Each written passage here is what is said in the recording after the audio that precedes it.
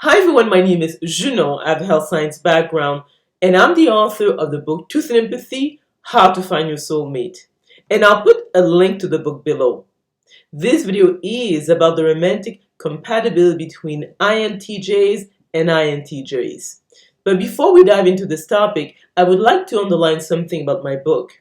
It is written from a health science point of view, so we'll be looking at the anatomy, physiology, brain dominance, neurotransmitters, and so forth of the 16 MBTI personality types. And based on this information, you can determine your own type and then identify the best romantic match for you, because I do advocate that like attract like. Also, the book includes ways to improve your overall health, because to be able to attract the right person, you need to be at your healthiest. So let's go back to the topic at hand. What do INTJs and INTJs have in common? Well, obviously they're the same, so a lot. Obviously, these are both intuitive, so these are people, especially the fact that they have introverted intuition at their first function, so they're very intuitive. They gather information. It's more like a download, so they don't look at like the sequence of data and then determine what will happen in the future. They just get this sort of insight. So in other words, they are able to determine what is different versus what is a pattern. So you'll see that with INTJs.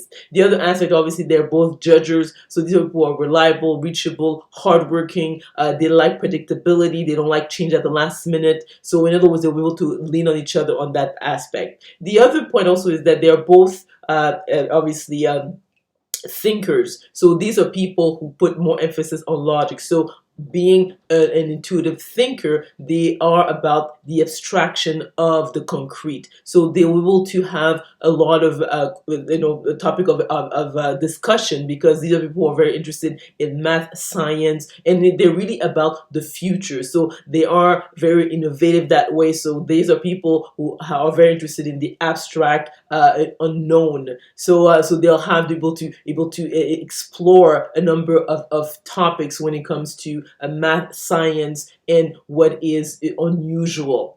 But obviously, they might have challenge in terms of being both a very left brain down, because the INTJ has extrovert thinking as its second function. They might struggle in terms of being able to understand their emotions and that of others, and obviously their own mates. So they might maybe need someone like a third party to be able to help them explore this aspect of their relationship, because they might be in a situation where they might not be able to really understand the emotional context of a situation. They both are introverts, so these are people who get recharged by being alone or with only a few close friends or family members. And in this case will be probably their romantic partner. So they will understand each other's need to stay away from crowds, so that they won't put undue pressure on each other to be able to interact with others for a long period of time. So that will be also a positive. Now, obviously, this pairing will have challenges in terms of, again,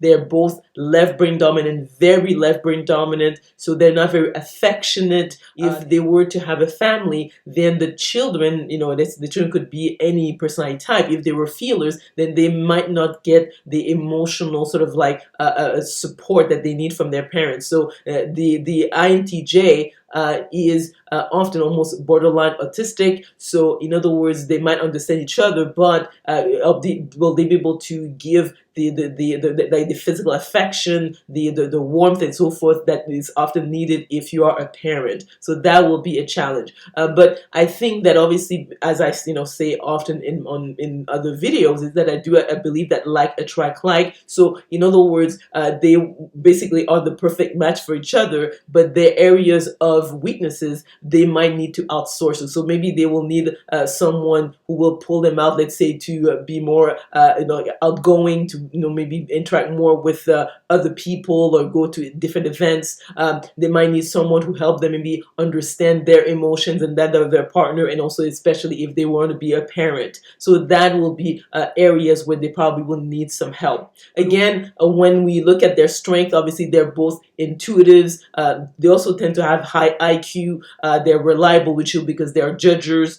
These are people also who tend to be efficient that way. In other words, when they look at a situation, they're quickly able to figure out what to do, especially when it comes to anything that's to do with the practicality of life. Because when they look at their relationship style, it is the masculine and orderly. So these are people are about efficiency. So in other words, they will not have a problem with that. But again, because of the fact they're very lever and dominant, they might be struggling with the whole emotional aspect of any relationship, and also in terms of the spiritual aspect also, because it's linked to that, to be able to feel their way through a relationship versus thinking their way through it. So let me know if you agree or disagree with the romantic compatibility analysis by commenting below. If you like this video, if you learned something, please click on the like button. Also remember to click on the notification bell to be notified of other videos I'm going to be making. Subscribe to my channel, and we will talk soon.